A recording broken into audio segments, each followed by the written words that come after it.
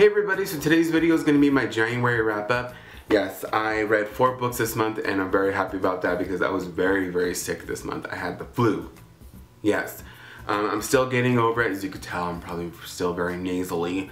But I had the flu. Yeah, and I had just got done having the cold in December and the flu was like, you know, let me jump on in here and ruin everything even more. So the year hasn't been starting off that well. Hopefully it'll get better.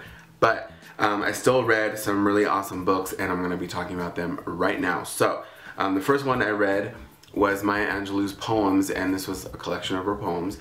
And though I feel like I'm not that good of a poem reader, if that makes any sense, even though I wrote quite a lot of them in high school, I don't know what happened between me and high school being able to write poems. From me now being 29 years old and not being able to comprehend them somehow, because there are a lot of ones in here, and that's anyway when I read poems, a lot of them at the end of the poem I'll just be like, what? Huh? Huh? Yeah. And that was my reaction to a couple of these, I'm not gonna lie, and but there were some in here that really got me and grabbed me, and I really liked that one in particular that I really loved was Still I Rise. And if you go on YouTube, you're watching me now, you can see Maya Angelou actually recite this live, and it was so beautiful, especially the way that she does it, obviously because she wrote it. But this was my favorite one in here. I love this so much. But I really liked it. It was really good. I'm excited to read more of her poems and more of her work too as well. So I read that one. And then I read John Bellairs' The House with the Clock in Its Walls. You guys know John Bellairs is my favorite author ever. He's my favorite. But there are still some of his books I have not read. This was one of them. Now I've read it. Because a lot of his books are out of print and they're very difficult to find. And if you do find them, a lot of times they're very expensive. So there's still some of his books I haven't read. I'm really excited to see the movie of this. This comes out in September. And I'm really excited to see how they adapt this to the movie. Very excited to see that. I don't think I'm gonna have any I don't think I'm gonna be angry or feel weird about it, because I feel like this would actually be very easy to adapt into a movie. So I'm very interested to see that. Also too as well, it was already adapted into like a TV show episode back in the 80s. If I'm not mistaken, it was a show that was hosted by Vincent Price, and I already had seen that, and that wasn't very good. But again, you know, it's a TV show thing, they had to condense everything. And this is only 170 something pages, so this is probably gonna be very easy to, you know, adapt. But this was very good, spooky, scary, John Bellairs, awesome, yes, so read that one. And then I read Zane and the Hurricane, A Story of Katrina by Rodman Philbrick. And this one I thought was amazing. It had me crying, it had me feeling all these different feelings, and it was just so good. And also too, the main character in this book is biracial, and he's mixed, and I just thought that was really good. I liked reading from someone's point of view like that. And I was just like, really liked this.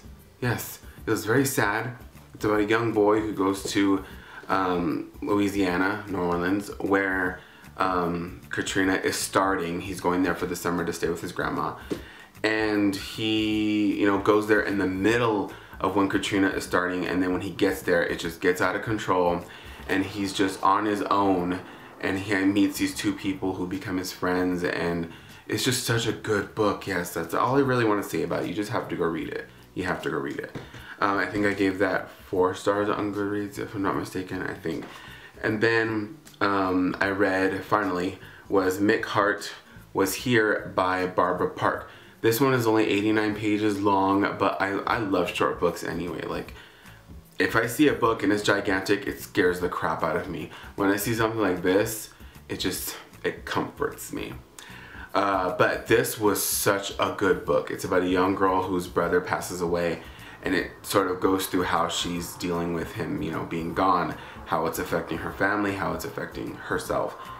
And it was just such a moving story. I cried. I went through half a box of tissues, even though I was kind of sick. I still went through half a box of tissues reading this because it was so good and so just raw, very raw. So if you're able to get a hold of this, read it. It's good. It's only 89 pages. It won't take you long at all. But also too, this is one of my favorite books of the year. This is the first favorite book of the year for me. And that's saying a lot, and because I'm very picky. But yeah, so read that one and really loved it. But yeah, so that was it. That's all I have read for this month. I'm not really sure if I'm going to read a bunch in February, considering that's my birthday month and I just like to chill. So I'm not sure. We'll see. But I do have a few things planned, and I'm going to make like a TBR video actually. Yeah, things are changing. They're changing.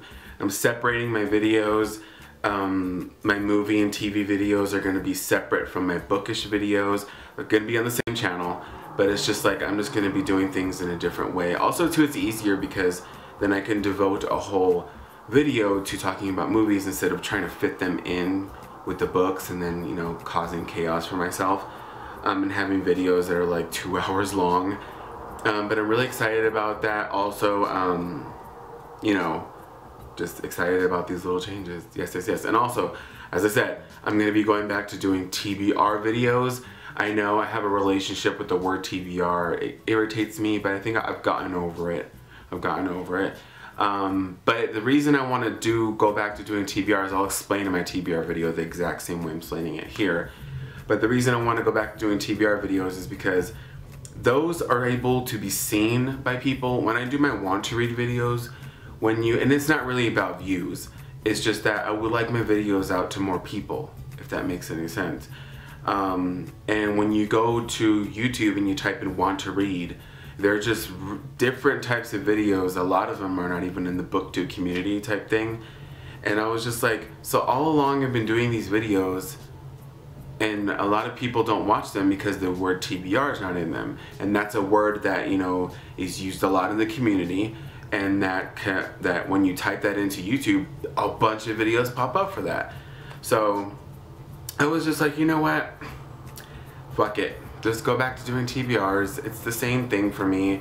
Whoa, that was a giant ass semi that just went by. But same thing for me, you know, books I want to read, don't have to get to them and all that. It was just that word irritated me for a long time, because to me TBRs were like things you set yourself to do.